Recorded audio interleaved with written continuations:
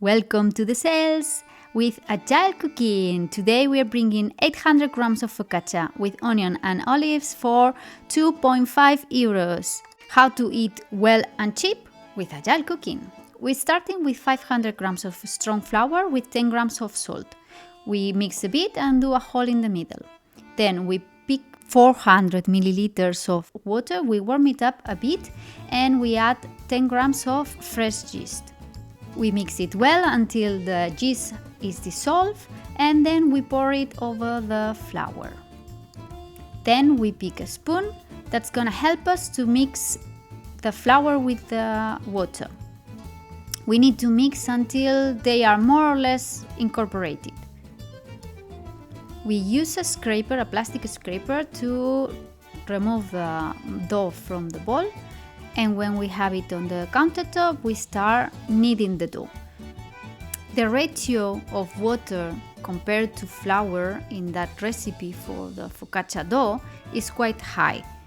That means that it has a lot of water, more than in many other recipes, like the bread, for example. And that means that it can end up being quite sticky, quite watery dough.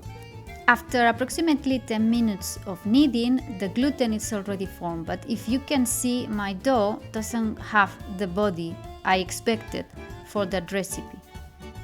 That might be because of the flour, although I follow the same recipe that I did before. Depends on the flour brand or the type of flour, you might not arrive to the same consistency.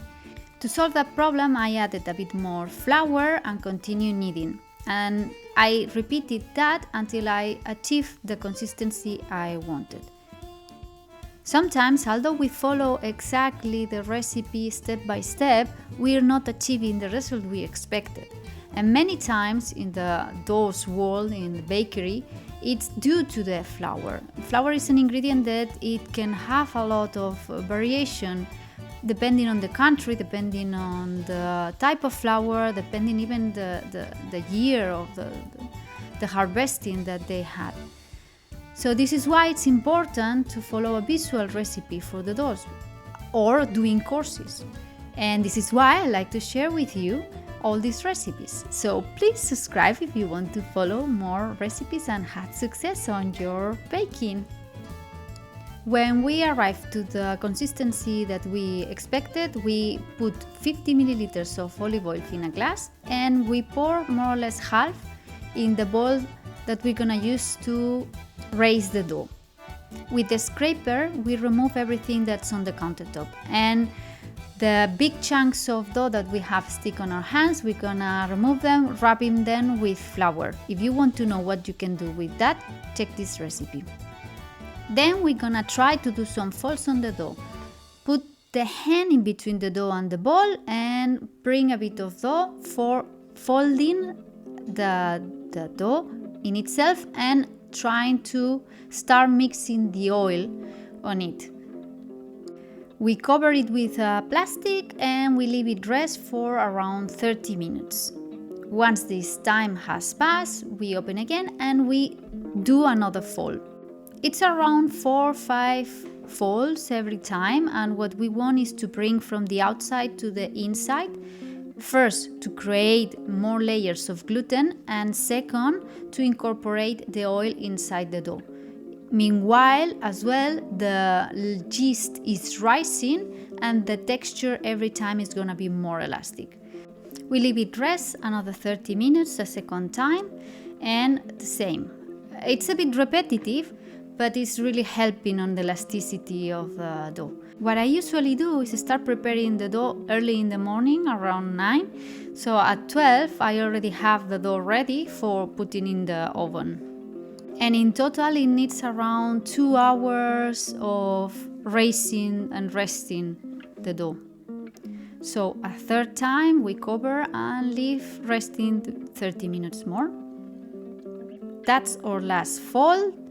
Today, we almost incorporated all the oil. Can you see the difference in between the original one and the current one? It raised a bit more. The texture is much thinner and much fluffy and juggly. So it's perfect for putting in the tray and giving the last shape.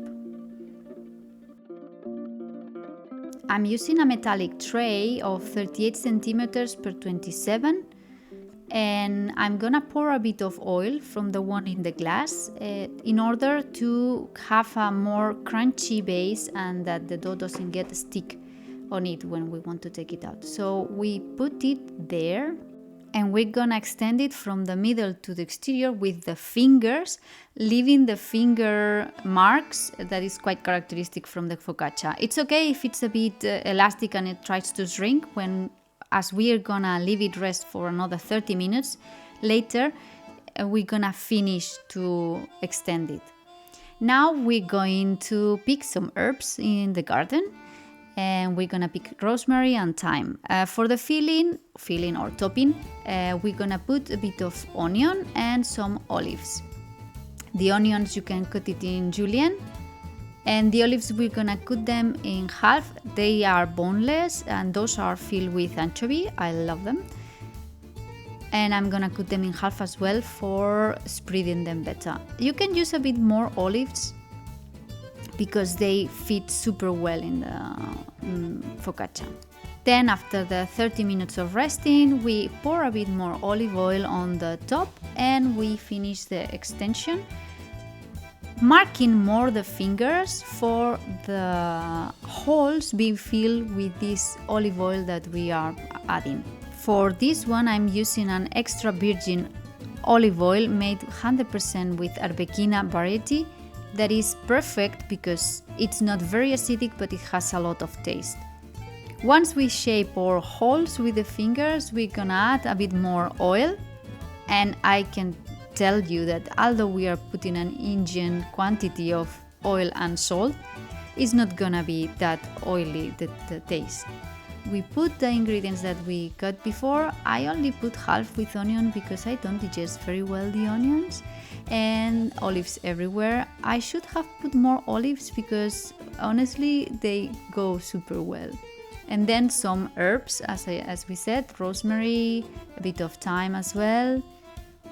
Other fillings that you can put, it's, for example, you can put cherry tomatoes, you can put roasted peppers, you can put aubergines, you can put anchovies, you can put many different things because this dough is really versatile. Then last trick I'm gonna tell you is to add a bit of salt in crystals in order to give that crunchiness and boost of flavor. We put it in the oven preheated to 180 Celsius degrees, 20 to 30 minutes or until it's golden. And it's ready! Here you can see the list of ingredients and the price that we paid for it. So you can see that it's less than €2.50 in total. It's amazing, it's delicious and super cheap, and you should really do it. If you like that recipe, subscribe, like, share, comment. Give me a boost of motivation for continuing doing recipes like that to share with all of you. And there you can see a list of other recipes you can do at home as delicious as this one. And welcome to Agile Cooking!